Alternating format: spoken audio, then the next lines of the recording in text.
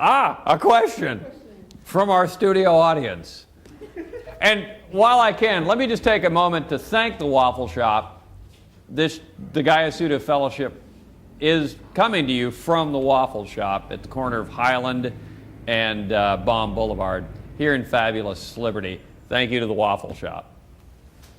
We were saying how we didn't want to go beyond the bottom line, but could we turn the bottom line, the regular bottom line? Are there examples of urban gardens that are able to fund themselves through their production, or has that ever happened? Not to say that we shouldn't be funding these things, but I was just wondering if there's ever been a self-sustaining urban project that... So you're taking it right to the bottom line, not that just triple bottom line, to the bottom line, just like Jesse Ventura would.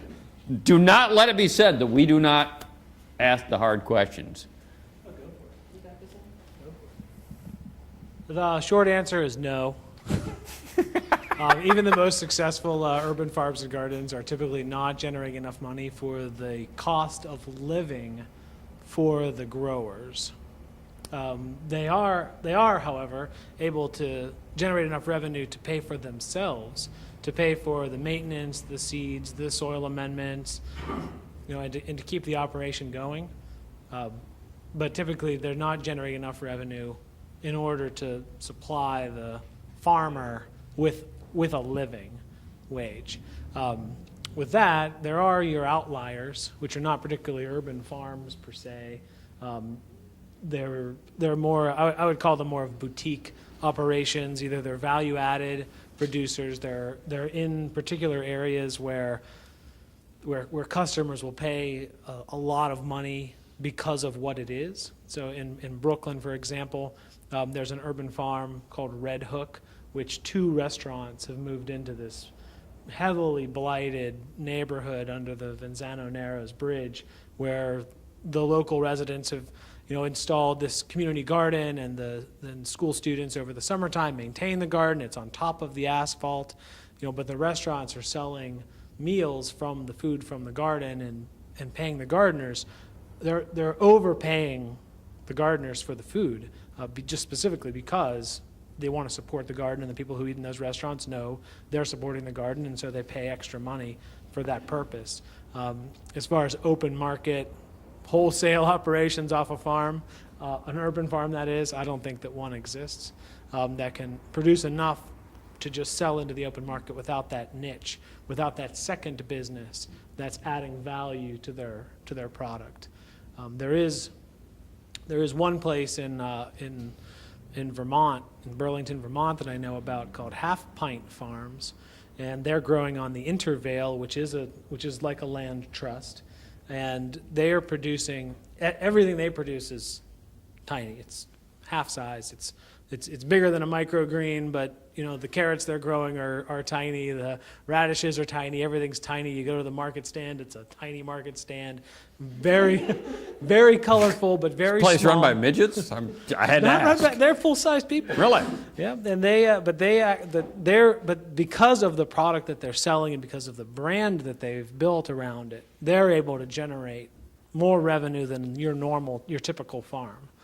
Because the products that they're growing are this boutique product.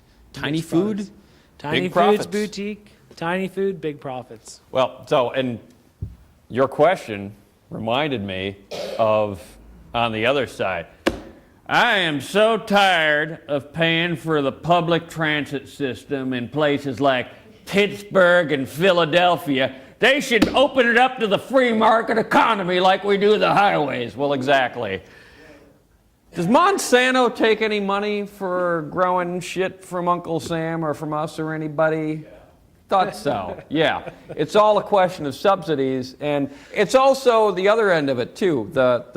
One of the reasons it's really important to look at the triple bottom line ain't so much necessarily to measure how what the good folks are doing profits more than just, in the wallet. It's also measuring things like, so wait a second.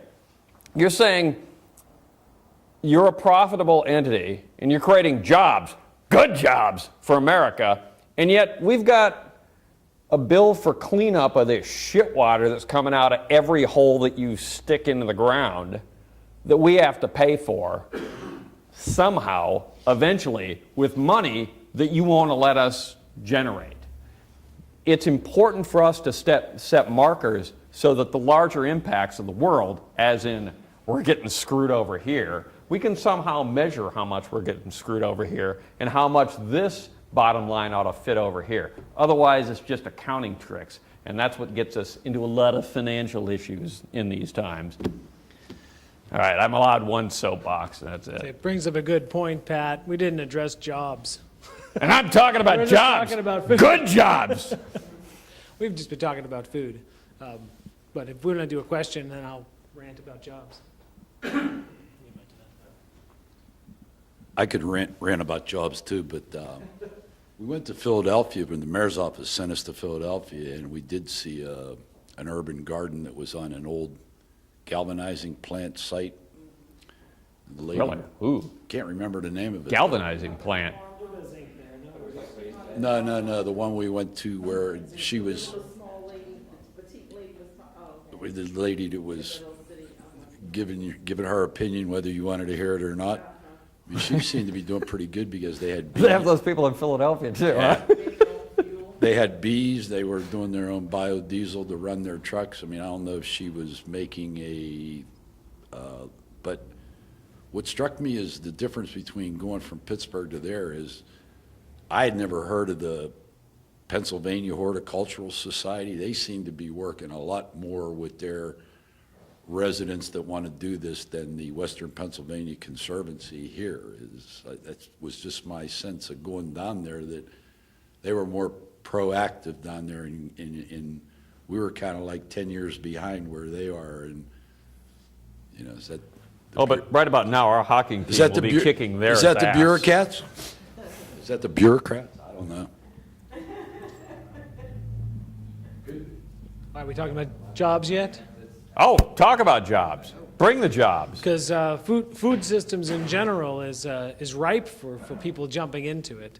I would call it more of an entrepreneurial. Jumping in for jobs and Jumping in for growing your jobs, business. growing businesses, working as a community, you know, all of those types of things together. So we did say that, you know, urban farms are not able to produce money by the basic crops, which is why I brought the garlic powder, because producing value-added crops as a community would, or value-added products rather, as a community would produce enough revenue for at least a family to sustain themselves on a particular operation.